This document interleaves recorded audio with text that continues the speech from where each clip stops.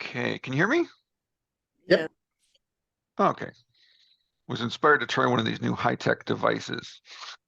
So we'll see if it cuts down on dog noise. Hope it helps your hearing. I mean, yours may not be bad, but mine is terrible.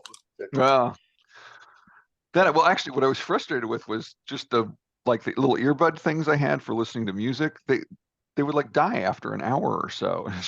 Yeah. What the hell is going on? I need something that's gonna last.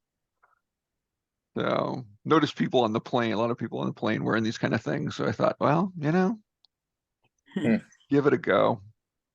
This one, the battery's supposed to last like 12 hours, so pretty cool. That'll be good. Yeah. I think. Let's see. Does it work well with Zoom? Well, so this is my first time trying it. Yeah. Okay, fine. Yeah. Although it's weird. It's actually, I'm hearing you through my computer, not through the speaker. But it's, I had trouble too that using my headphones with the computer as opposed to the iPad. But at the very beginning, it asks you if you want the computer speakers or headphones, and I did not notice that. yeah, see, I take that away. Can you still hear me? That's very different. You're totally lost.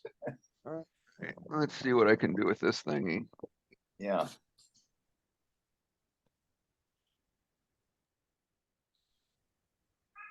That's not it.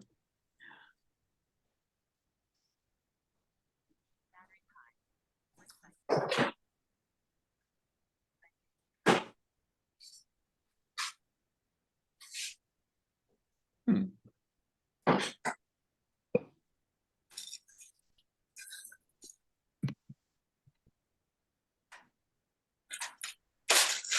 Okay.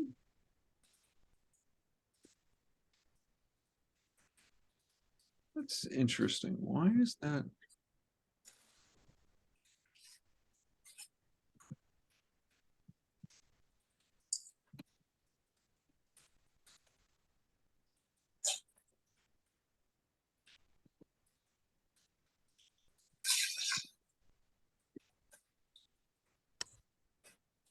Huh.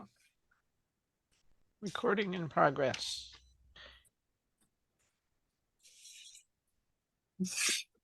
Okay.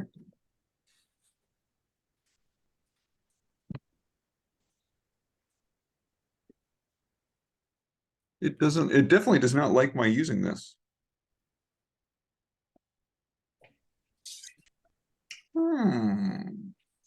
You can't, can you not see us? No. It's this thingy is not working. Oh. It's going through my computer and I want it to go through this. So go down to little video or the audio and video thing down in the corner Uh-huh. there and then select the microphone, select the speaker. You're probably on a Mac and I don't know how to do that. On the Mac, it's up at the top, the Bluetooth insignia. It's weird. I click on the little headphones and it'll go blue like it's connecting and then stop.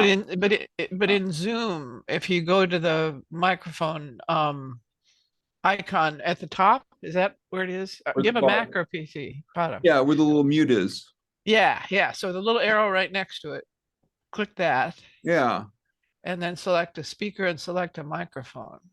No, you speaker. Yeah, and it doesn't seem to be finding the Gotcha.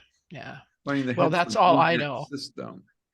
So, Well, the weird thing is I did a test when they came in the mail the other day and I did a test and it seemed like I got them to work. Oh. use But if it's not, microphone, earphones. huh. But what's the problem? We can hear you fine. No, I'll just not, it's like a little He wants to hear Toy at through this point than through the anything. earphones as opposed to through the computer. Yeah, So, but why? yeah, well, exactly. It's fine with us. Let's Not go. important. Not important. It was just me. It's a new toy. All right. Okay. All right. We're gonna It's give sort up of on- easier on the people in your house if they don't have to listen to all the talking. That's why Right. I, Well, and I was hoping too, the microphone on that thing, you would cut down on the dogs barking. ah, You wouldn't hear them if I was on that, which Yeah, that's how I they were do. behaving. Yeah. Anyway, welcome to class.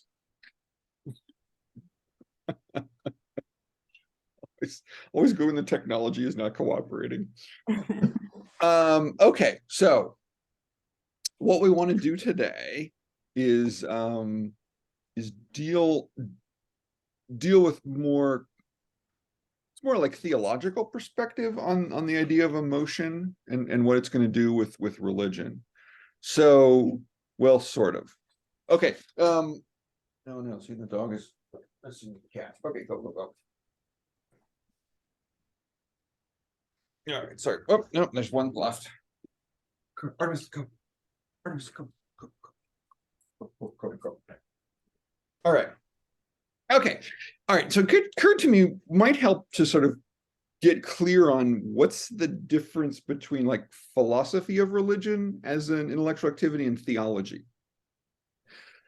And I think the way I want you to understand it for our purposes is the philosophy of religion is describing what is. Theology is an attempt to describe what ought to be. So so in that sense, the theologian is starting with an understanding of what religion is, and then is trying to inject something into it to make it what the theologian thinks it ought to be, or in the direction it ought to go. So so theology has this ought kind of character to it. The fancy word in philosophy for that is normative. It's setting a norm. So that norm can be practical, functional, as well as a norm in the sense of morality, moral norms. Normative is used in all of those senses. So here we're skating around a little bit in the second half of the chapter by bringing theologians into the conversation. So the people we're going to talk about today are all, interested in the question about what religion is, but they're all trained theologically, and so they have very specific interests in what they think it ought to be. Excuse me, Richard. Uh-huh. So just what you said, so theology and what it ought to be is different. Is it different based on your religion, I guess? Or is it at a high level of what it ought to be? Well, I mean, like a Catholic would what it ought to be is different than, what a Protestant might say it ought to be. right. Oh, okay. Now, in terms of the philosophy, ideally we can get everyone to agree definitionally. And so then the theology is going to depart from that sort of a starting basic definition about what religion generally is. And then you get that, okay, I'm a Catholic, therefore, Okay. I think religion ought to take these turns, have these features, this kind of content to it. Okay. So in that sense, the philosophy is describing in a generic way that the theologian is going to fill out in this specific way. Because another way to run at those ideas. So what I'm going to do is present the ideas kind of historically. So we're going to start with Friedrich Schleiermacher, who lived in he was born in the late 1700s, so he lived most of his life in the 1800s. If I have that right, we'll find out. Schleiermacher was a contemporary of the German philosopher Hegel, and so his thinking comes out of that kind of time period. This is like sort of post Immanuel Kant. And Hegel is the one that was introducing the idea of the fancy language is dialectics, but the big idea behind it is just that the world keeps changing, and philosophy can't be a static thing and needs to be more of a dynamic thing to work with a reality that's in process rather than just a static reality. And so Schleiermacher is part of the same, part of that same generation. So he has some of the same ideas in mind as he thinks about things, that he has a very dynamic philosophy. And then we're going to talk about Rudolf Otto, who was born in the late 1800s, lived into the Nazi period. He was actually murdered by the Nazis. Was a very early victim of the Nazis. They didn't like the way he taught. He introduces some interesting ideas that have been very informative to the philosophy side. His own training was theological. It's just common in that time period in Germany. And so his take on it is both descriptive and prescriptive. So he's sort of mixing those himself. He sounds a lot like Eliade. Remember him from a couple from the introduction. And then we're going to end by talking about the work of almost contemporary, a Catholic theologian by the name of Juan Luis Segundo, who passed away a few years ago. He was from Uruguay and was the real kind of deep powerhouse intellectual in the liberation theology movement. And there are some impressive intellects in liberation theology, but Juan Luis Segundo was the one who was setting the bar for them. Doing really high level scholarship on what they were trying to construct in that liberation theology movement. Reason they're interesting, should be sort of obvious at this point, is because of how they're going to talk about the role of emotions in understanding all of this.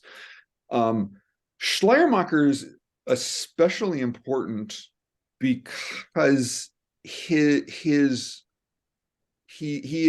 place in history is very significant. He's often referred to as the father of modern Protestant theology.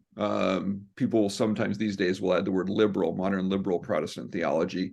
So it's fundamentalist Protestant theology has kind of gone the whole other direction. But a lot of how religious ideas were developed in Protestant circles, as well as educated Catholic circles and educated Jewish circles in the 20th century, and even into the 19th century, strongly influenced by the work of Friedrich Schleiermacher. So he has this really huge kind of transformative effect of taking Protestant theology out of its sort of early modern trappings from the 16th century, which still is carrying a lot of that medieval flavor with it, right? Because this is the end of the rise of capitalism, the end of feudalism in that time period, and things are changing. And so get to Schleiermacher's period, and enough of that has been happening that he's in a position to kind of reflect on it and describe what he thinks is going on and what he thinks ought to go on. So, like usual, I have a couple videos to show you. So with some other people talking about these folks, we get other ideas in the mix. So we'll start with Schleiermacher. I think I have two little things on him. Start with this introduction. They have a modern thinker explaining some of it too. Video in which we will be discussing Friedrich Schleiermacher and his theory of religion. Schleiermacher was a German philosopher and theologian who attempted to defend religion against detractors in his day. We find some of his apologetic efforts in his book on religion, Speeches to its Cultured Despisers, in which he seeks to defend religion. Schleiermacher noticed how religion was encountering opposition within culture, and especially from the more educated people, whom he criticizes as the ought-to-knowing ones and as the sophisticated ones. First and foremost, Schleiermacher wanted to make the Christian faith real and relevant. He wanted to show that faith could exist alongside science and reason, but at the same time, he challenged the notion that religion is exclusively some combination of knowledge and activity. Schleiermacher also wanted to free religious doctrine from its dependence on metaphysical beliefs and ecclesiastical institutions. He wanted to ground religion in human experience. It is apparent that Schleiermacher's work did have some success. For example, it came to influence the German philosopher and poet Friedrich Schlegel, who turned to religion after reading Schleiermacher's work. Schleiermacher's influence on theology has been considerable. His ascription of religion to the realm of feeling marked the start of modern Protestantism's emphasis on the knowledge of God as being inward and experiential. It is important to note the Kantian connection and influence on Schleiermacher's theory of religion. We must remember that Immanuel Kant offered three possible essences of religion, namely thinking, morality, and aesthetics. Kant came to identify the essence of religion with the moral category, but Schleiermacher disagreed. Although Schleiermacher wanted to also separate religion from rationality, he disagreed with Kant's view that morality is religion's essence or its most fundamental property. Instead, Schleiermacher proposed aesthetics as a primary fundamental category of religion. Schleiermacher was particularly fascinated with aesthetics and aesthetic sensitivity, as seen depicted in the feelings evoked by viewing or hearing beautiful things like paintings, art, and music. He saw feeling as being an expansive and inclusive reality, something similar to deep sensitivity, perhaps in the way something beautiful can move one on a very deep level. Fascinated with this, Schleiermacher attempted to probe deep into human nature and the dynamics of the human spirit to discover the instinctual impulses from which religious feelings proceed. Schleiermacher argued that feeling is the basis of religion and the fullest expression of religious sensibility. This led him to describe the core of religion as, quote, a sense and taste for the infinite in the finite. He correlated interior self-consciousness. Yes, and here, just sort of think about that language. He's talking to people who are very well educated and have gone away from the idea of taking God seriously. But he wants to point them at something that he thinks they might still recognize. And so he switches his language and he'll start to talk more about infinity or the universe. And now he's talking about the beauty of it, the aesthetics of it, and a feeling or a taste for the infinite. So he's for my purposes, right, he's clearly recognizing something that these psychologists have been telling us about the role of our emotional lives, the importance of our emotional lives. And so he's seeing it before the scientists can understand it. He's seeing it and sensitive to it, and he's recognizing as someone who's interested in perpetuating Lutheranism in particular, that he can show it to other people who don't necessarily think of themselves as agreeing with him, but in showing it to him just the right way, they'll go, I get this. This is like standing in front of a grand painting. That's what I get that. I know that feeling. And so it's a very sophisticated, it's a tiny little book, it's like 50 pages. His masterwork is a systematic theology. It's like 400, 500 pages. Very technical stuff. But this book, this little book that's important on feeling really captures all this stuff that I think the psychologists are discovering 200 years later. And that's the part that I find is so impressive. Consciousness with a sense of one's fragility and finiteness. He referred to this as the feeling and consciousness of being absolutely dependent, or, which is the thing, of being in relationship to God.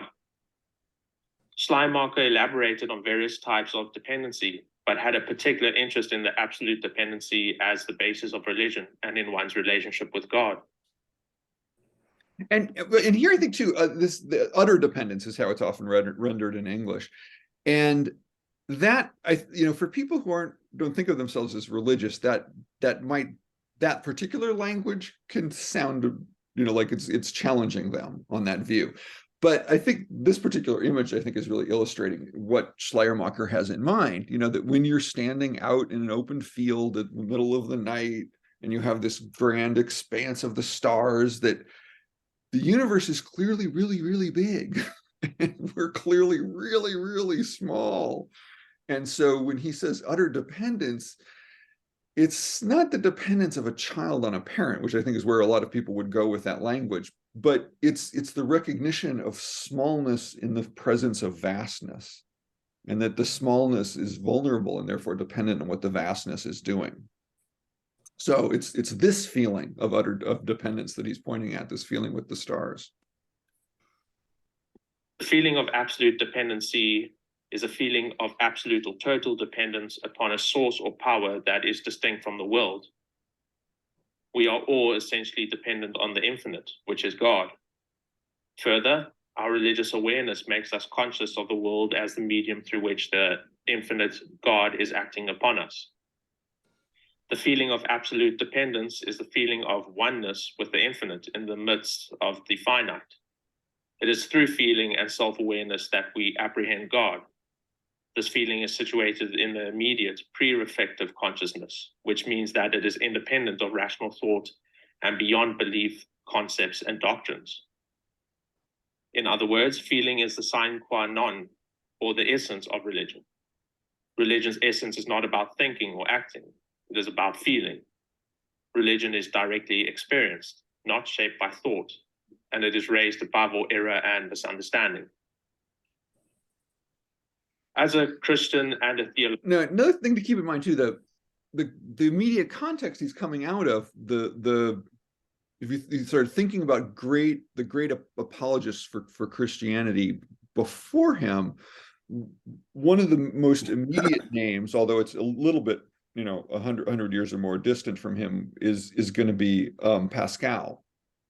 And Pascal is famous for this thing called Pascal's wager, where he's saying the idea is that if there is a God and I believe in that God, then I can get rewarded. That reward is very big. If there is a God and I don't believe, the consequences of that are very dire. So why not just believe? Because the consequences are going to be good for you, just in case it happens to be true. So it's called Pascal's wager. But the point of that, right, is that's kind of a late medieval, late medieval, early modern response that's still very highly intellectualized. And so Pascal is making an intellectual appeal to intellectuals, but he's recognizing that he can't sell them on the actual contents of what he wants them to buy. He has to come up with this other approach.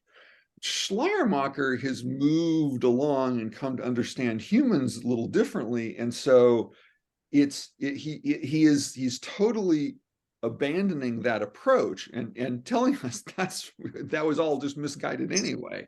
That the realm that matters is going to be feeling and emotion, not this realm of these bizarre intellectual constructions. That what you want to get in touch with is how the universe makes you feel.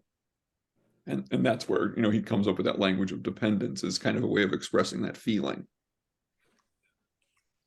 Theologian, it is not surprising to see the special place Schleiermacher gives to Christianity in his theory of religion. Schleiermacher arranged the various types of religions into a hierarchy. He placed animism at the bottom, polytheism in the middle, and monotheistic and monistic religions at the top. He placed Christianity at the highest position. Christianity is, in his view, the highest among the monotheistic or monistic religions and the most perfect form of religion. It is Christianity, Schleiermacher argued, that fulfills the yearnings of the human spirit. There are some So- issues that critics of Schleiermacher have brought to our attention. Okay, that's the there's kind of a deep construction that's going on in Schleiermacher's work that's informing him here, that's can be helpful to at least know where he's coming from. And that is that Schleiermacher was a Platonist. So he in his education, he discovered the ancients and was very enamored with the work of Plato. And so much so that in later life, he did his own translations of Plato from the Greek into German. So for generations, anyone who was studying Plato in German was reading Schleiermacher's translations.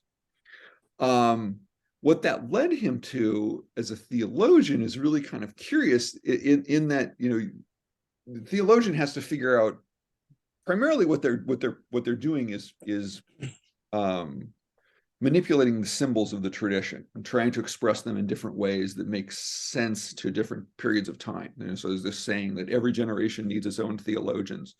And it's because the symbols of the tradition have to be reworked in a way that matter to each generation. And for Christianity, those symbols are primarily expressed in the Trinity of God, Son, and Spirit, Father, Son, and Spirit. And so Schleiermacher is working on, well, how can these symbols make sense to educated people in Germany in the late 1700s, early 1800s? And his idea is that Jesus was the Platonic form of the human, and that therein lies the genius of Platonic philosophy, because it can capture this kind of thing, this kind of idea. So so remember, Plato's idea is that all of reality is determined by an essence that lives off in we call it Platonic heaven. Philosophers do. That in Plato's mind, you encounter during the periods between your incarnations and life on Earth. You go off, your soul goes off to Platonic heaven, and you hang out with all the forms, and you come to know everything. And everything has to have a form in order to come into being. So it has to have a perfect model that it's referred to in some sense. And so Schleiermacher's idea is, well, that's what makes Jesus both human and divine, is that Jesus was the form, the Platonic form of what is human, and was doing it in a particular form of a particular human in a particular time and place in history. That's Jesus. But the divine bit is the Platonic form.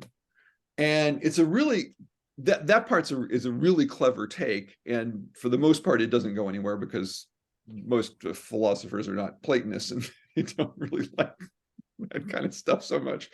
But as an approach to theology, it was really very clever, I think.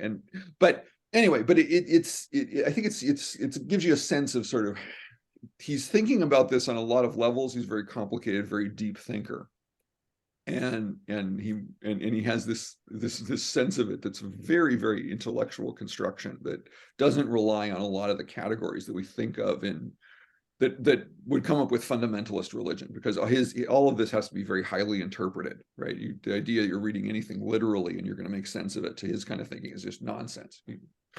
You literal? What are you talking about? There's no literal. It's all metaphor. It's all complicated philosophy. So this is the complicated philosophy that he builds out of it.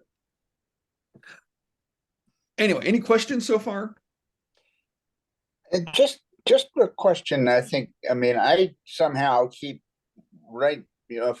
falling back to sort of history and the development of perfection and art in some ways. And one of the most impactful things that happened to me was going to Egypt and seeing what they were creating at the time in and around Luxor. Absolutely beautiful things.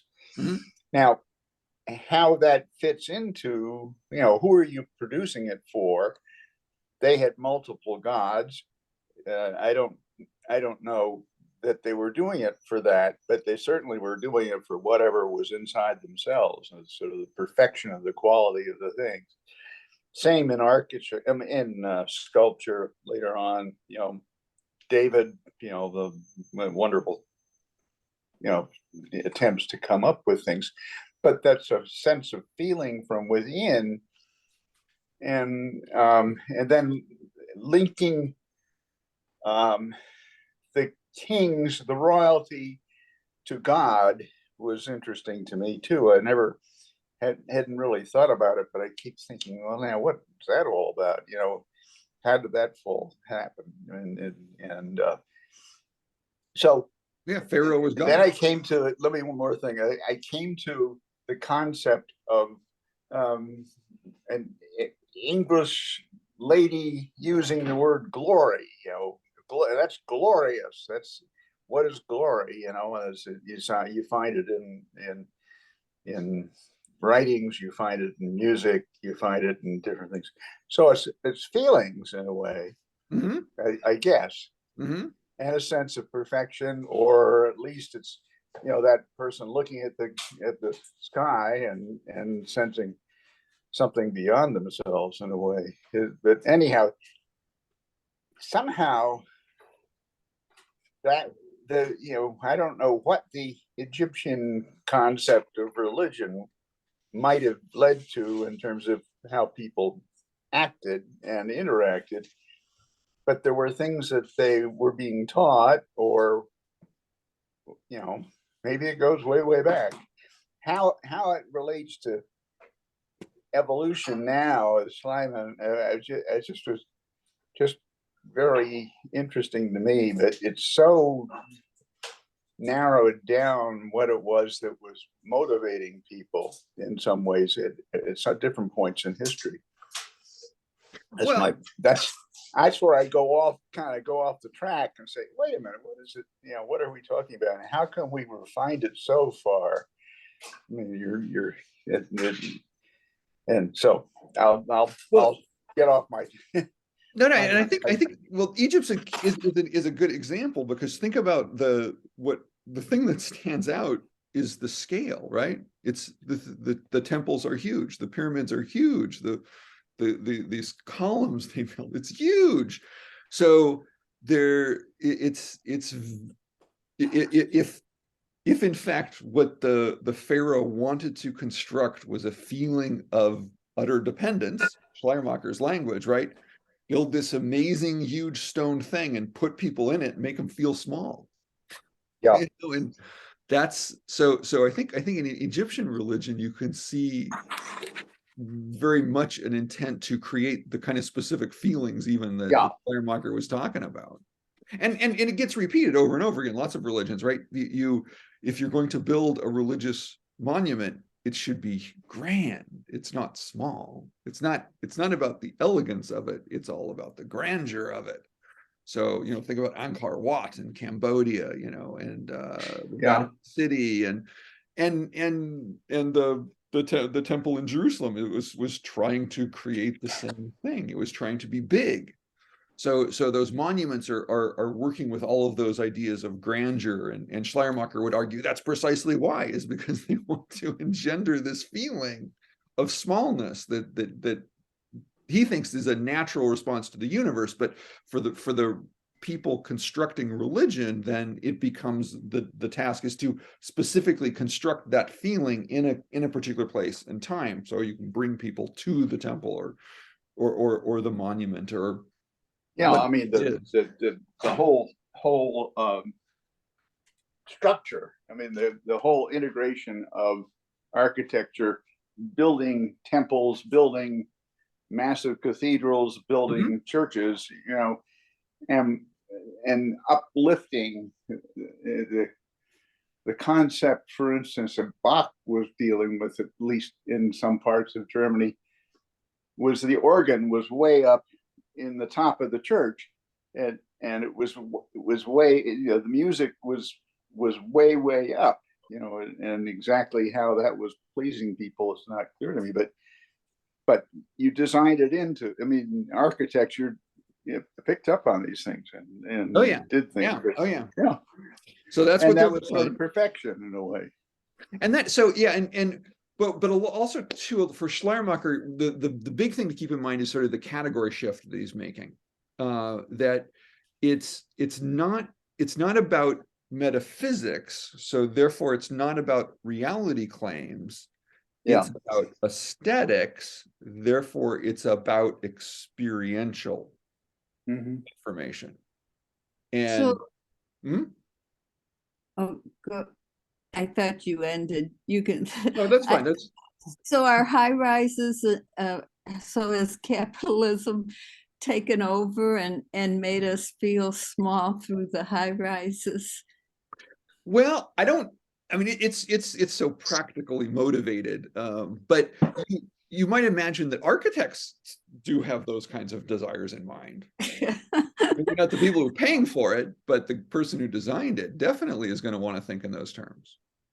I read somewhere that, the tallness or the bigness in history of religious structures, got transferred to our, depending on what we believe in, is how tall our structures are. Yeah, well, you certainly see what matters, right? Somehow that correlation. Oh, definitely. It's expressing what matters to us. Yeah, Oh, okay. yeah. Okay, right? that's So, what and what mattered at one point were the religious buildings, so they were the tallest, and now what matters are commercial things, so the commercial buildings are the biggest. okay.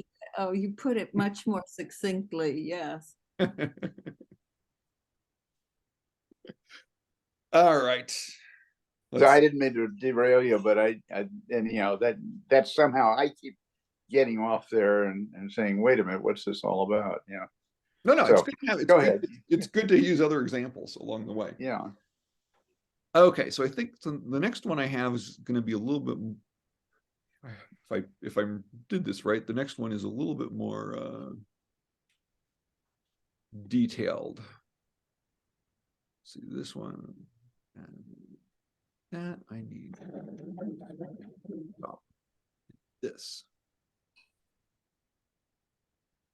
There, we got the dates. I'm particularly interested in the religious thought of Schleiermacher. I've taught, when I was teaching at Yale, I taught seminars on Schleiermacher several times. I find his work fascinating.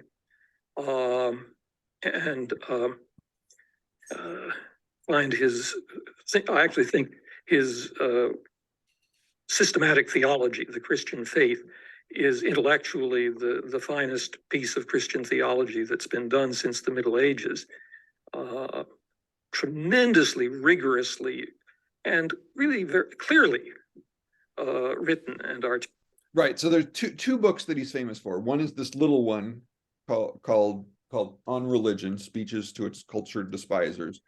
And the other is called On the Christian Faith, which is this huge monumental systematic theology that he did. So two very different books. Articulated, although it's hard work reading it too. But in Schleiermacher, two things in relation to what I've been discussing. The one is that the faculty that Schleiermacher selects as the faculty by which he thinks we somehow apprehend God is not reason, and it's not volition or an ethical faculty either, as with Kant. It's rather what he calls feeling.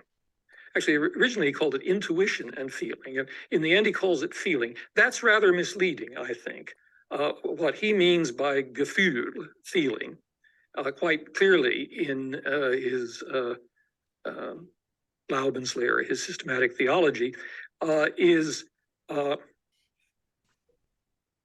immediate self-consciousness.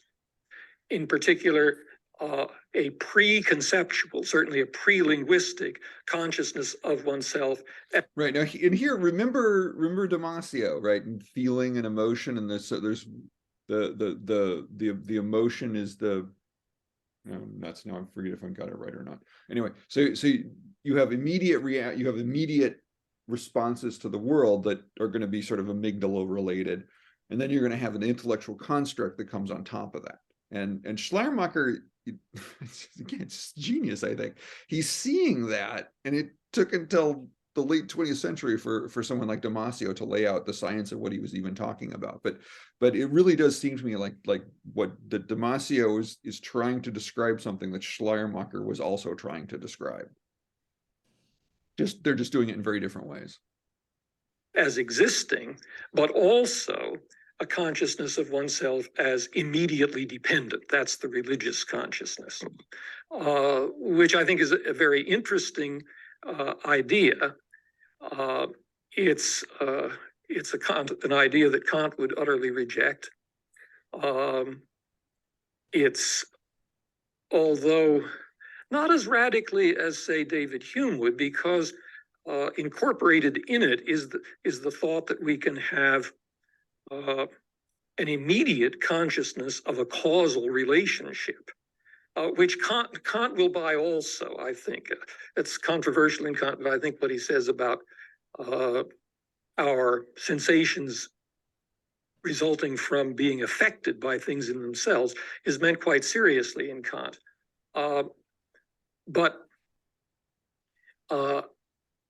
So there is that idea of feeling in that rather technical sense as the faculty by which we have the most adequate knowledge or quasi-cognition, as it were, of God, more adequate than anything theoretical that the theologian may say. And what the theologian may say for Schleiermacher is meant to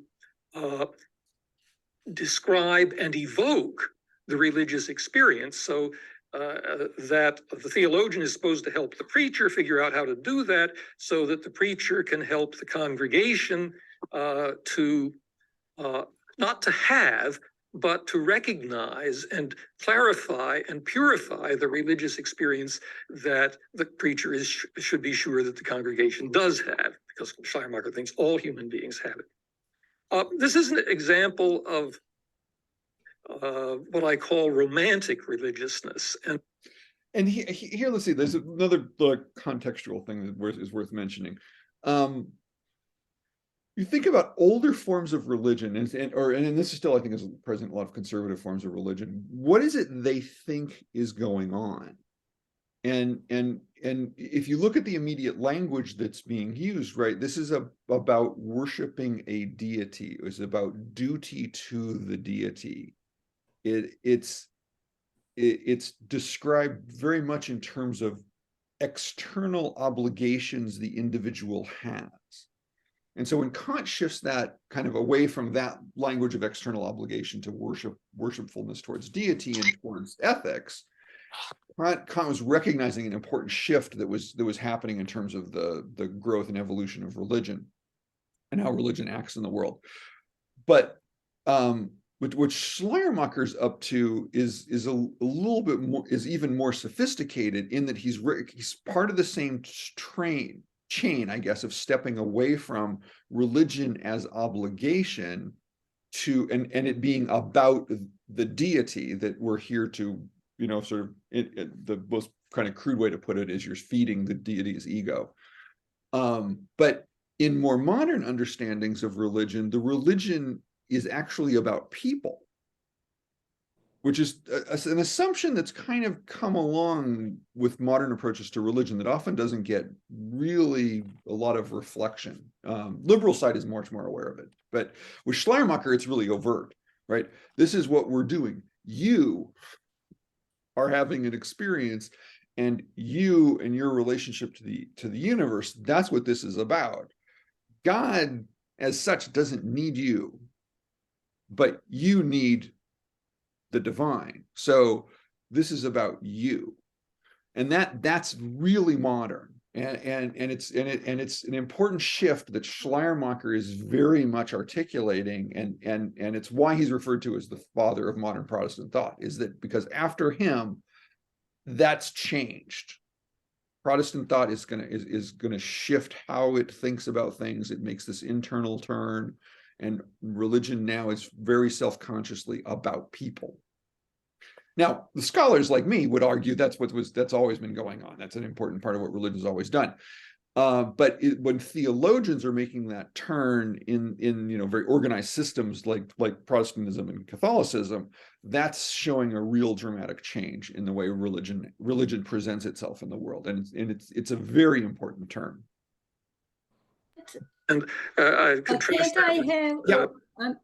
I'm sorry, Go can't I ahead. have this feeling of awe and whatever and not have a God thing? That's why he I mean, likes I- the universe. Is that he thinks that he can convince people who don't think themselves as religious that they have they know the experience that Schleiermacher is talking about. Right, but then he takes it to God. Well, I'd just like to Right, leave but it at the his- experience. he has this interesting kind of larger project where, well, on the one side, yes, he's going to try and defend a Lutheran religion in particular, but there's this one of the big developments that comes out of his life and work, and then a little bit afterwards, is approaches to religion that the organized version of it's called theosophy. Have you encountered this creature in the world? It was popular late 1800s, early 1900s, especially.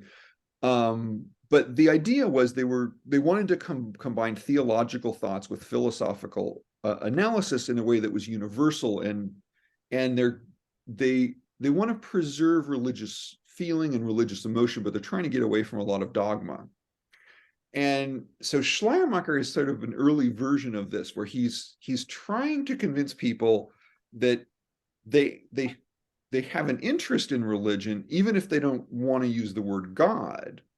So he'll bring in the word universe and say, okay, if I use the language, you feel an utter dependence on the universe.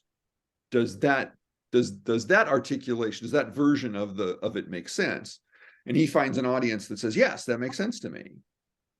But the question, it's going to be an important question then, well, are you going to keep emphasizing that universal, which uses the word universe and so doesn't have to have a God in the story?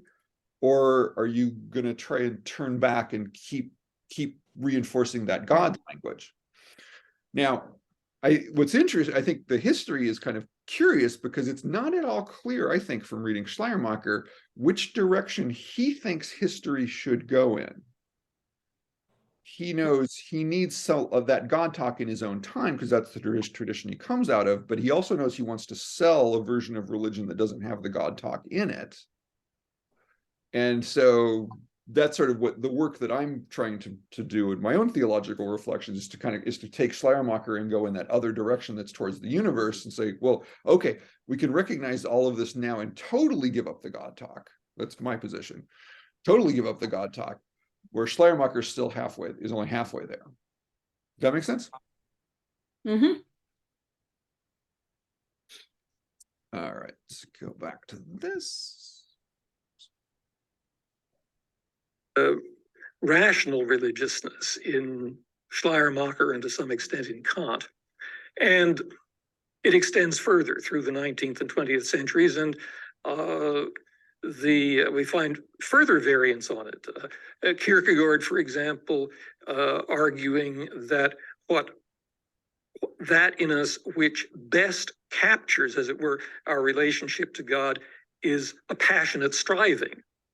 Or finally, with the first volume of Karl Barth's Church Dogmatics, the idea that the truth of any knowledge or statement we may make about God or accept or believe is actually just imputed to us by God. There's nothing. Barth thinks about anything we can say that makes it intrinsically fitted to represent God. Now, And here, Karl Barth, interesting name. I don't do a lot with him myself, but but he's important in the story. Barth was a Swiss theologian who was active in the middle of the 20th century, born very early 20th century. Karl Barth was the bagman for the Valkyrie plot to kill Hitler. So really interesting guy, right? He was the bagman, that was moving the money around. So he was the guy who made sure that they could pay for the explosives they were using in that plot to try and kill Hitler. Which should tell you something about him, right? As a theologian, he's the kind of guy who thinks, well, religious people really need to be involved in the world. And he had this really famous line that he liked to use, that a preacher should preach with the Bible in one hand and a newspaper in the other. And it's that kind of thinking that we're going to see when I get to the end of today's class with Segundo and the liberation theologians. That's exactly where they go. is okay, if we're going to make this religion relevant, then the newspaper all of a sudden is going to become one of our greatest tools, because people are going to have to understand their world and act in the world, and then the religion is going to be about their inspiration to do so. And it's all of this, though, is tracking right from Schleiermacher through Barth into liberation theology. And it's all about sort of emotion. And then what is the religious person doing with that? Well, they're trying to make life better for people. How does that manifest? Liberation theology, we're going to make a revolution. So it's Schleiermacher is hugely important. Okay. Oh, whoops, that's not what I wanted to do. I wanted to finish it. Play. And the other thing I would say about Schleiermacher in this connection is, in addition to seeing feeling as the mode of apprehending God, Schleiermacher wants in theology to interpret everything that can legitimately be said about God as being about the divine causality, about what God causes in the world. He wants to follow exclusively what in the Middle Ages was called the way of causality in theology, and follows it, I think, more rigorously and exclusively than any other theologian I know of, except perhaps Moses Maimonides. So that's that approach is going to have a later manifestation in something that's called negative theology. And negative theology is the idea that God is so distant from humans that you can't make any positive statements about God. You could only make negative statements. God is not this or that. But to say God is is totally beyond the human comprehension. So the idea God is not finite would be a negative theology version of approaching God's infinity. But to say God is infinite is to make this positive claim that we as humans, you can't. You're a human. What do you know? You know about this stuff. So what he was just saying about sort of this is an in-between place that's on its way to this negative theology. I'm not saying what God is, but I am saying what God is causing around me. And then that eventually becomes, okay, I can't say what God is, I can say what God isn't. But different, it just, in the history of theology, these were important movements. Okay, how are we feeling about feelings? That was cute, wasn't it?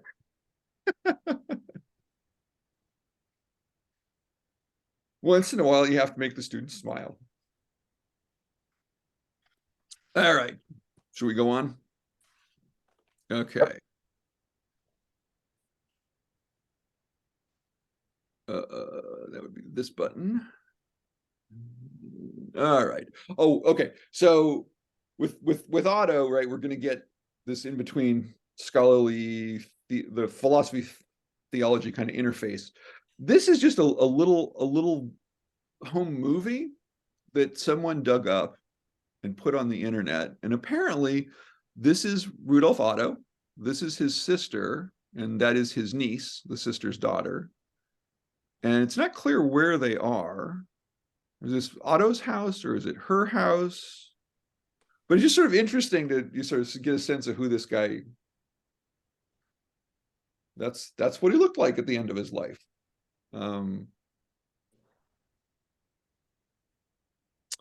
Obviously very well-to-do, which you might expect from a prominent German intellectual at the time. Anyway, that's Rudolf Otto.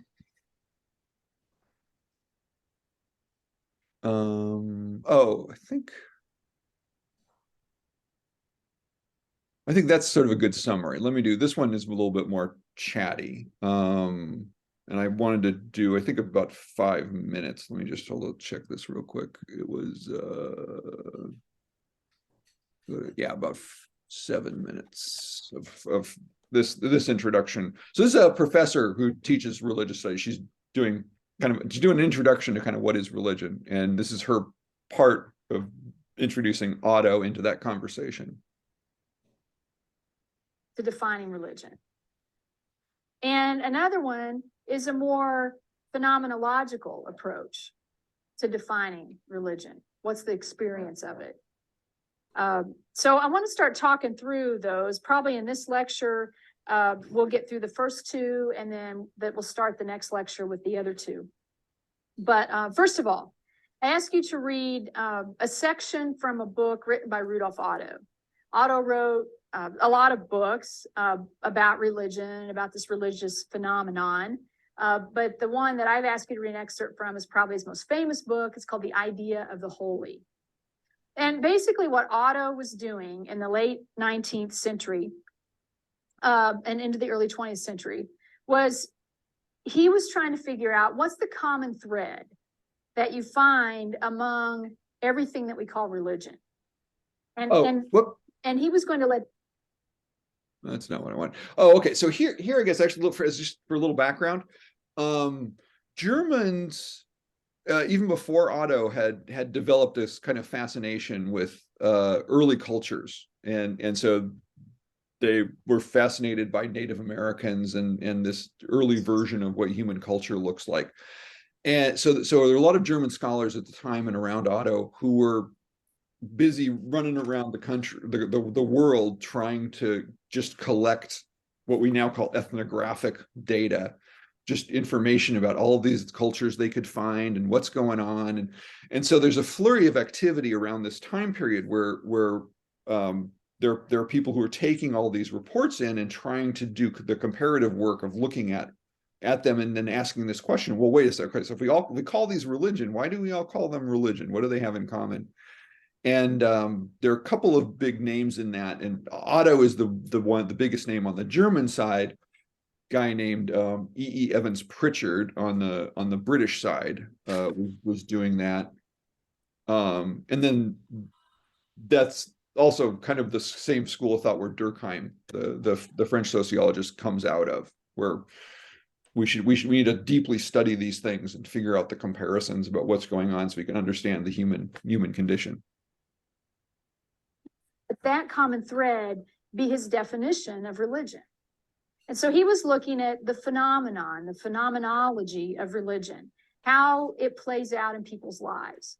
And so he, either by observation or by study of others' observations, looked at what's the seed that's shared among everything we call religion. I mean, if you've got a man wearing nothing but a loincloth, dancing like a madman around a fire, and there are some who would say that's religion. And then you've got a man dressed in an elaborate robe that's trimmed in gold, and he's in a huge cathedral. It's got stained glass windows. It's very somber and quiet and kind of cold. And we say, that's religion. What do those two experiences share? What's the common thread that runs between those two experiences? What's the seed that you find here and here that causes us to call both of those and everything in between and around them religion? That was Otto's question. Again, probably a more phenomenological approach. And so as his pursuit of that answer is what he's written about in this book, The Idea of the Holy. So what I asked you to do was to look at three major things in this reading to try to understand that. And so first of all, I ask you, how does Otto describe the holy? I mean, he talks about the idea of the holy. So how does he describe the holy, and to what does he seem to be referring? And so generally, as students list the things that they wrote in class in answer to that question, they may not quite know what they mean, but as they start putting things on the board, things like that the holy is that to which all religions point.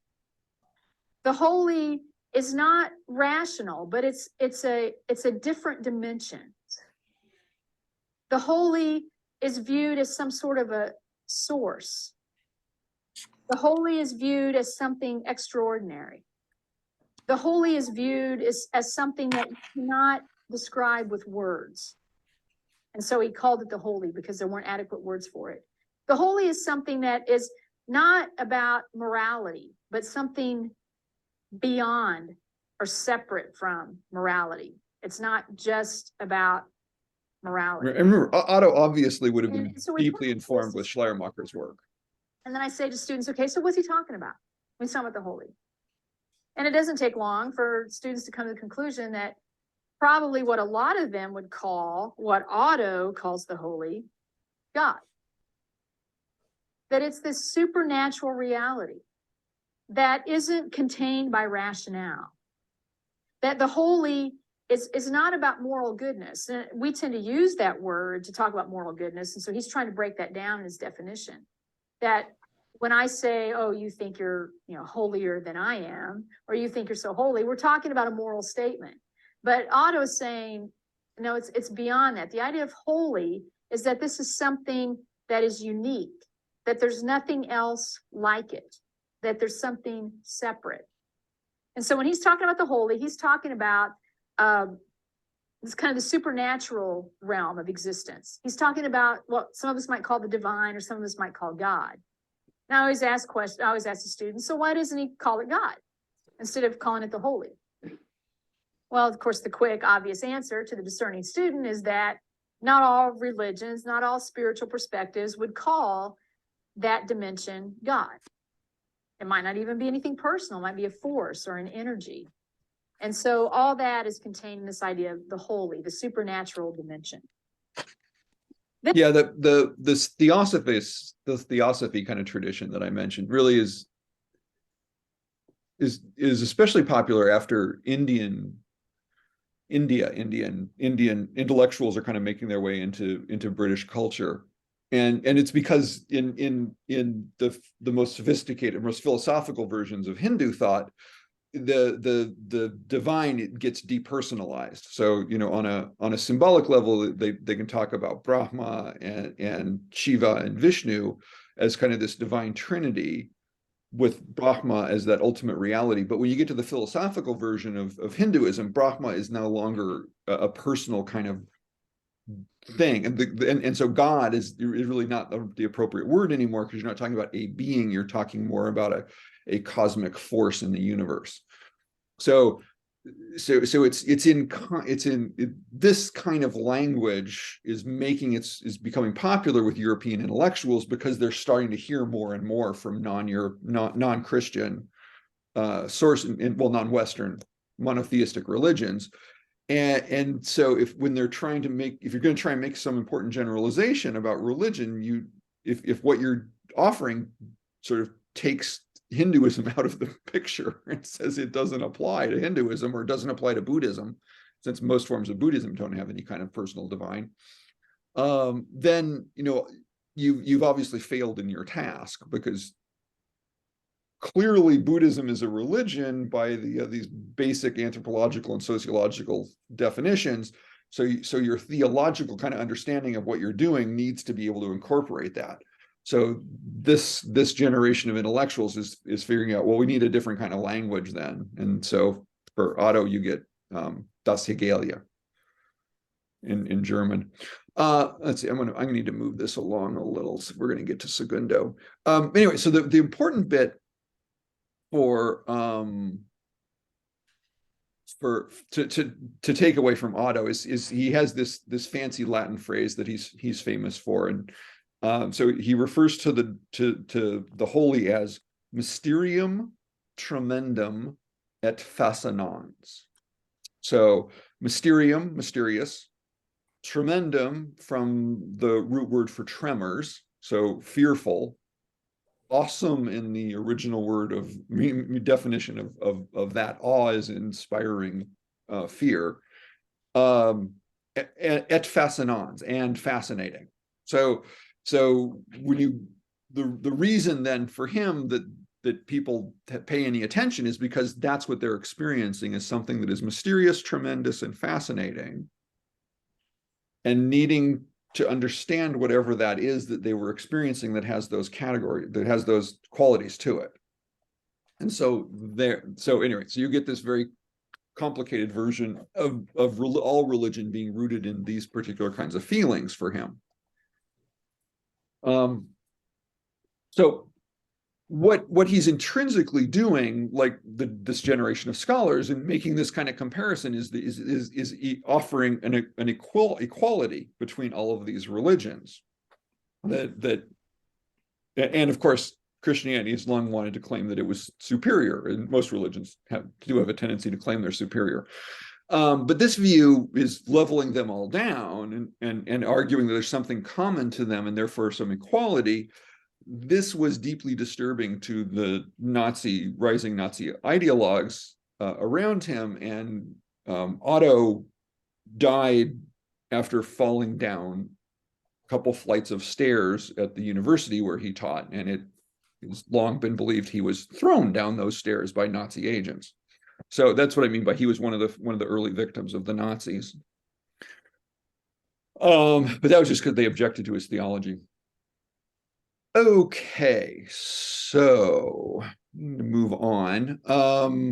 So more modern version of this kind of thinking, I think, is it's helpful to look then to this guy Segundo. I think I can let the video do that introduction for me, or at least a little more introduction. What to do? This.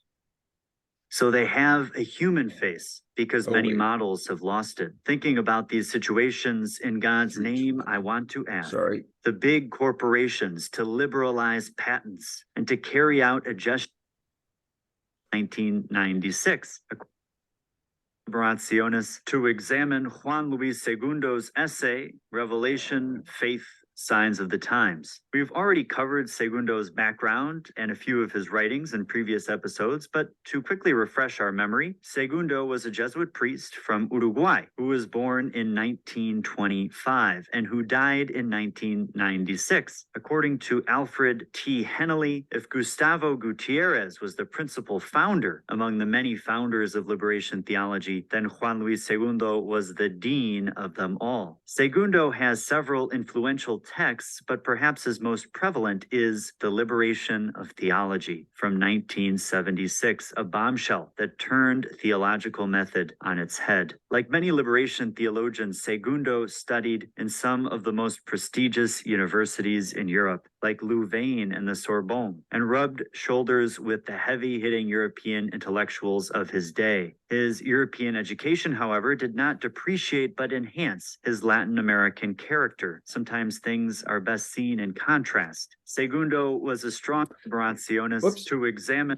I'm sorry. Yeah, Segundo did his PhD at the Sorbonne in Paris with a very, very important French philosopher named Paul Ricoeur, who was had a lot of important things to say about language, and Segundo will use that in his own work. Juan Luis Segundo's turned theological method on its head. Like many liberation theologians, Segundo studied in some of the most prestigious universities in Europe, like Louvain and the Sorbonne, and rubbed shoulders with the heavy-hitting European intellectuals of his day. His European education, however, did not depreciate but enhance his Latin American character. Sometimes things are best seen in contrast. Segundo was a strong critic of the European intellectual tendency to dehistoricize human experience and address philosophical and theological questions of little import to the average person. At one point, he flippantly remarks that most Christians could care less whether God is one substance and three persons or three substances and one person, and he's probably right. What the masses of Latin America ask of theologians is a partnership with the social liberation of their community, and that's precisely what Segundo intends to do. So without further delay, let's get into this week's text, Revelation, Faith, Signs of the Times by Juan Luis Segundo.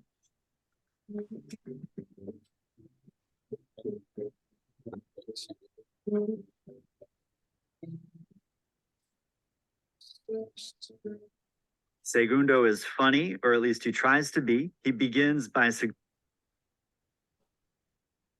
that was Segundo on Revelation, now Segundo on faith.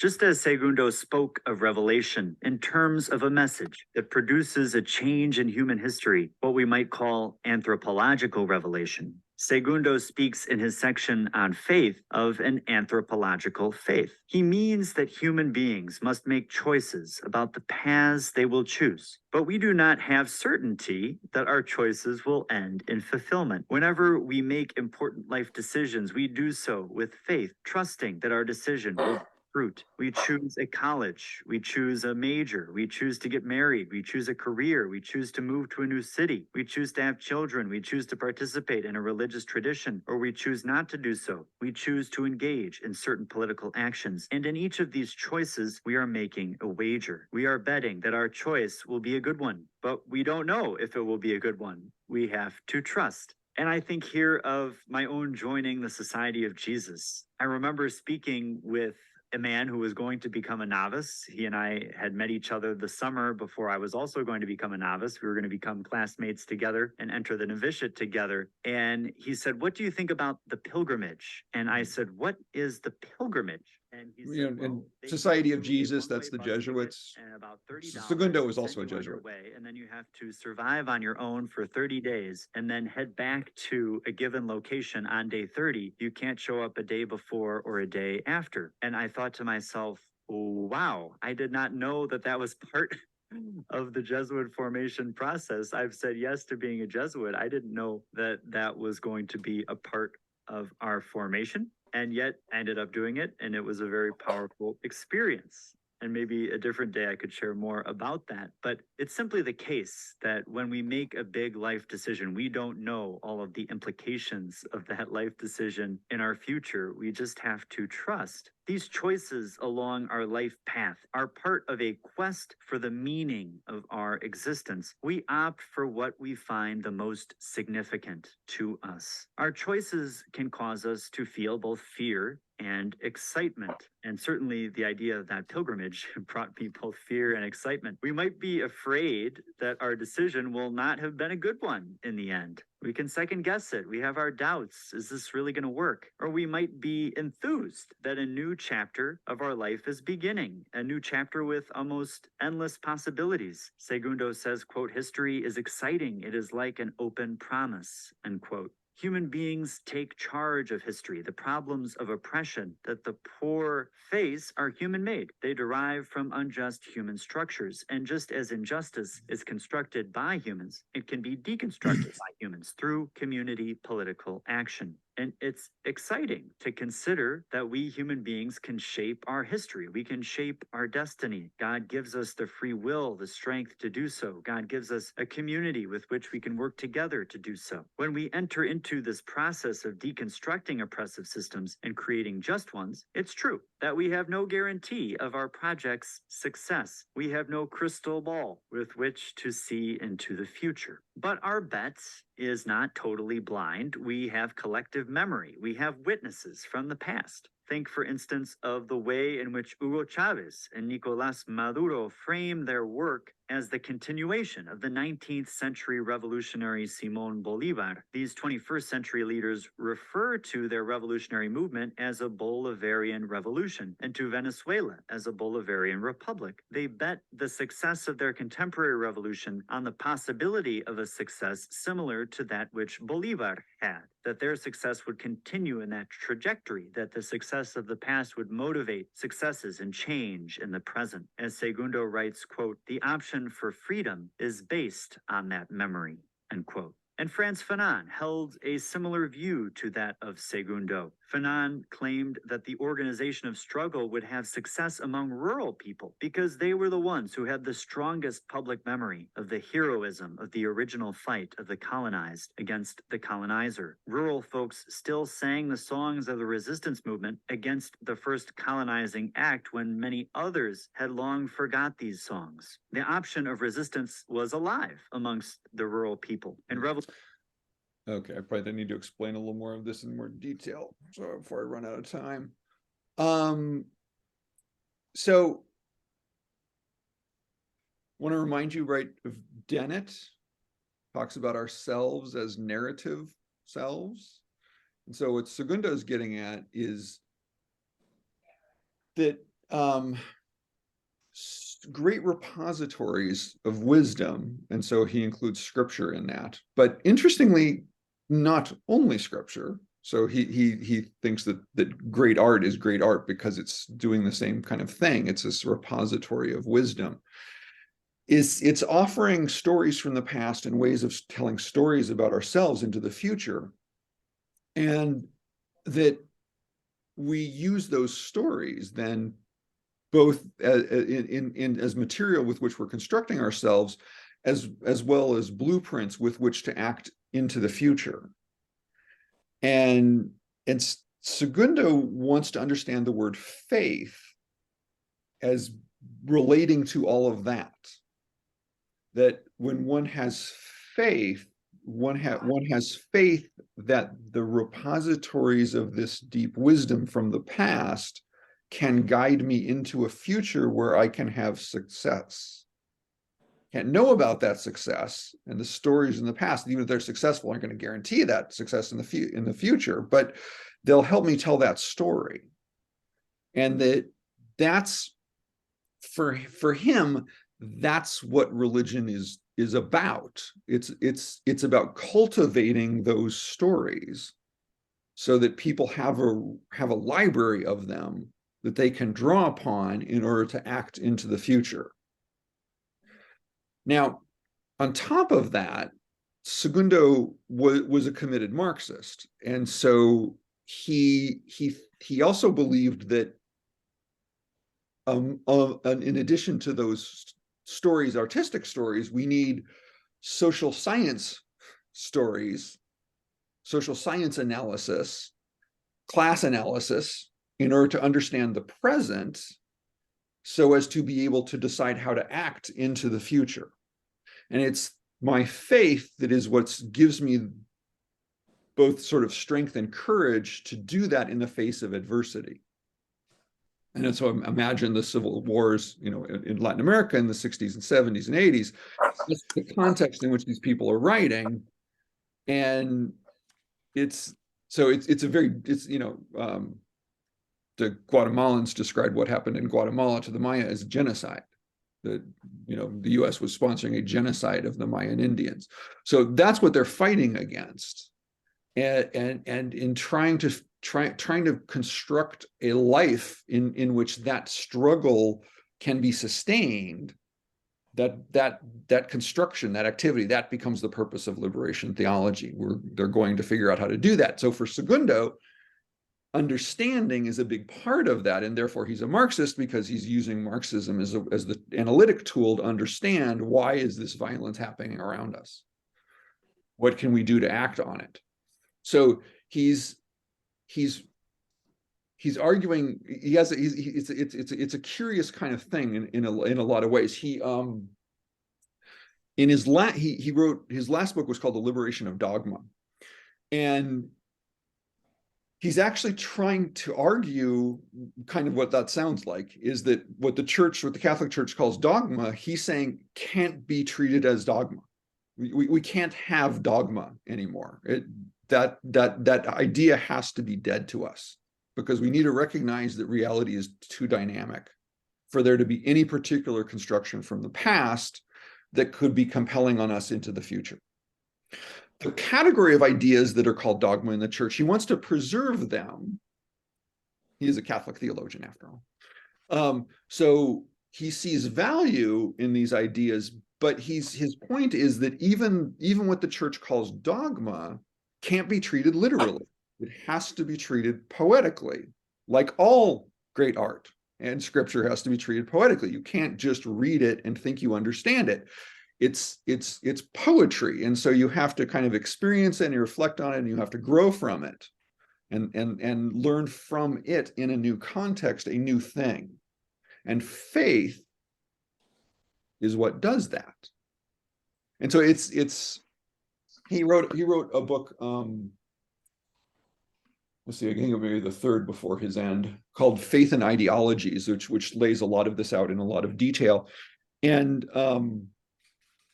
he wants us to contrast those two words, faith and ideologies. And so ideologies, I mean, he's not trying to redefine the word. I mean, so he wants us to see it in something like its ordinary usage, right? An ideology is a set of ideas that are constructed in order to understand the world and inform action upon it. One is overly ideological when they don't let reality in to inform their thinking about what those ideas should be, and they just sort of dogmatically hold on to those ideas. They call that ideological thinking. But an ideology per se, and he thinks of the scientific method as an ideology. So there are lots of ideologies in the world we can pick up and use, but they have to self-consciously be non-dogmatic on the one hand, because the reality is open, so you have to be open to the future, and they need somehow to refer back to this faith element that is trusting the process. That, and as a theist, I mean, he is still some sort of theist. Segundo is. So that kind of language makes sense to him, that okay, so all of this cultural material from our past is preserved and transmitted because it can be helpful to us, and I'm going to trust that that's true, and that I can rely upon it, and that what I come up with in order to direct me into the future might indeed have some prospect of success, whatever one's organizing to respond to the world.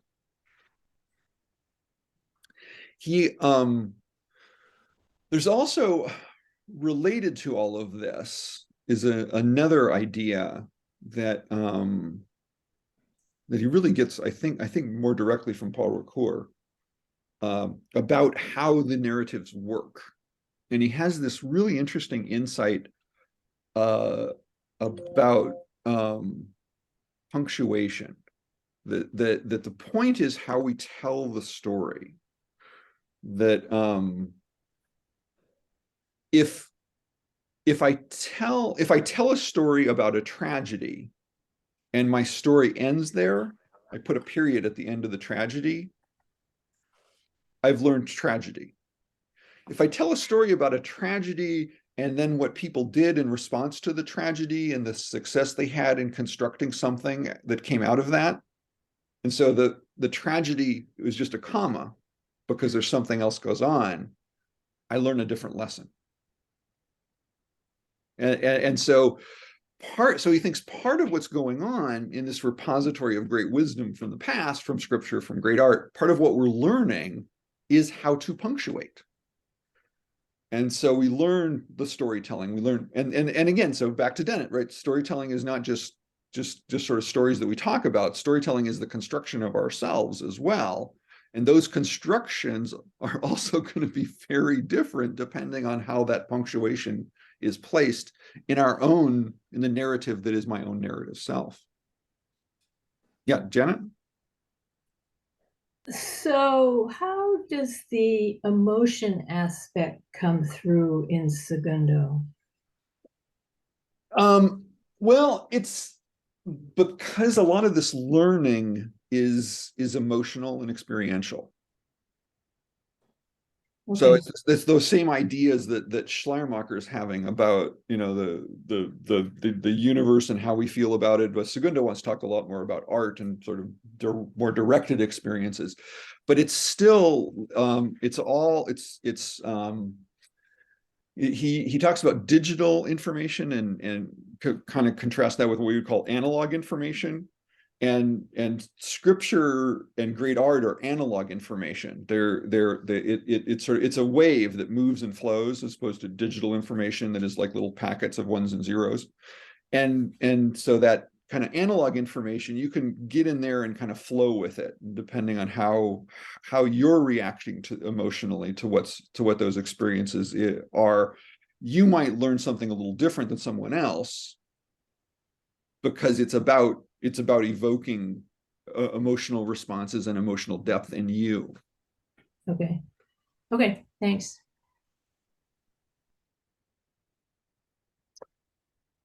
All right. I think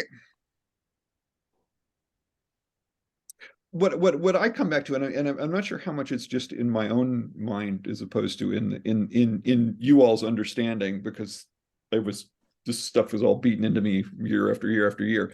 But what I'm really trying, I want you to really appreciate is how different it is to talk about religion as this emotional thing, as opposed to talking about religion as this rational thing. And the philosophers who talked about religion, the scholars, maybe a more modern word for the people who do history and comparative stuff and anthropology. But we have this long history of wanting to construct this, thinking we're constructing this in this rational framework. And you know, and in context, a lot of that makes sense, right? You know, part of what they're doing, the early scholars are doing, is they were the legal system, so they're having to make a construction that is very rational because it's functioning as the legal system in their society. Now, we've found our laws in different sources now. So that kind of legal thinking, very, you know, highly analytic digital thinking, is a big part of religion because of the role that it had socially, and then it needed to do that kind of thing. And then it gets used to that. So you get other kinds of intellectual constructs that become important in religion. And then, you know, in the Middle Ages, we get this emphasis on can we prove the existence of God, or especially in Christianity, can we prove the existence of God? Very highly intellectual, rationalistic constructs.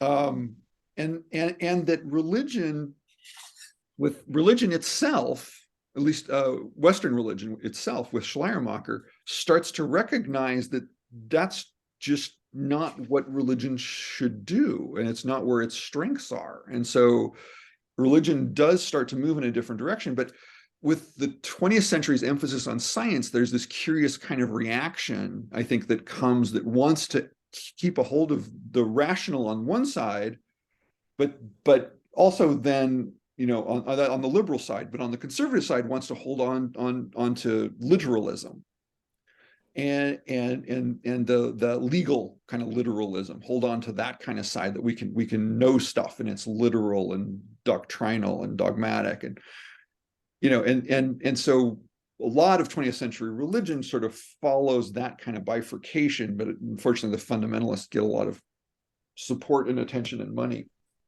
for their project, and the liberal religion has been more fading and is struggling these days.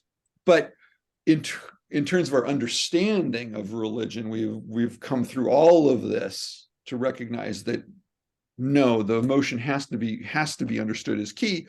And of course, I'm arguing that's because it's us. It's because it's our emotions. Okay, Joanna.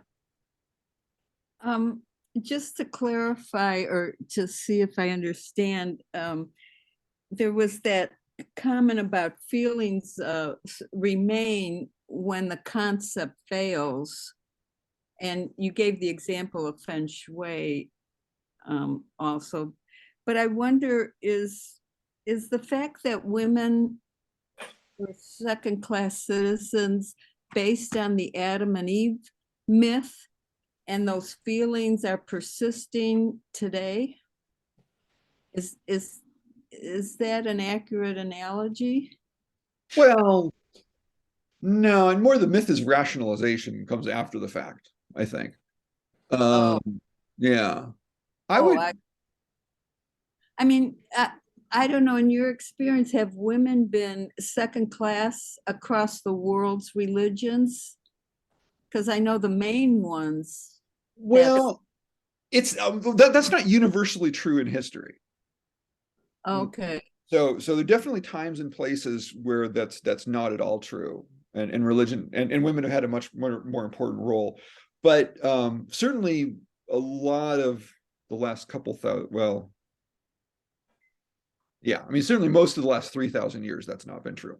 So it's, I mean, you have to look much further back in human history to find that kind of thing. okay, We've gotten okay. much more ossified coming forward, which I think is, you know, is a lot of it is really kind of about how civilization, I think, gets formed, and then because civilization brings with it power and wealth, those interests then start to want to defend themselves, and so, which is, you know, Marx and Engels have that line, right? They mean the written history of human beings is a history of class struggle. And it's because the written history goes back to civilization, and civilization is the introduction of classes. And so you have wealth that wants to protect itself, and how women are treated as property is part of wealth. And so that becomes a power interest to defend. And so it gets tied up in that.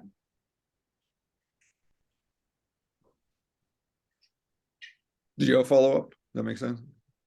Yeah. Okay.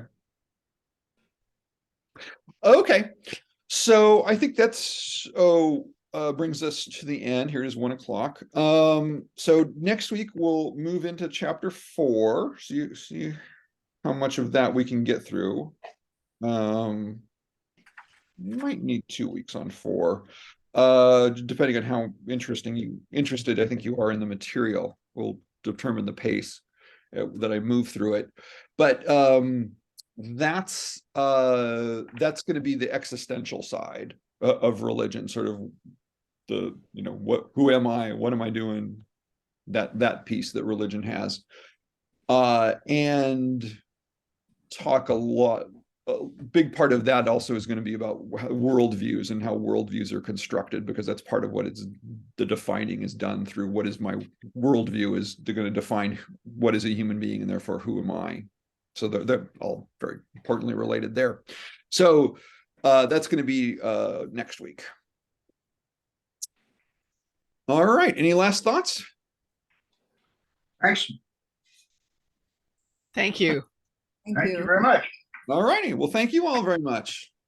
I'll have the recording out soon, and I'll see you next week. Thank you. Yep. Bye. Bye.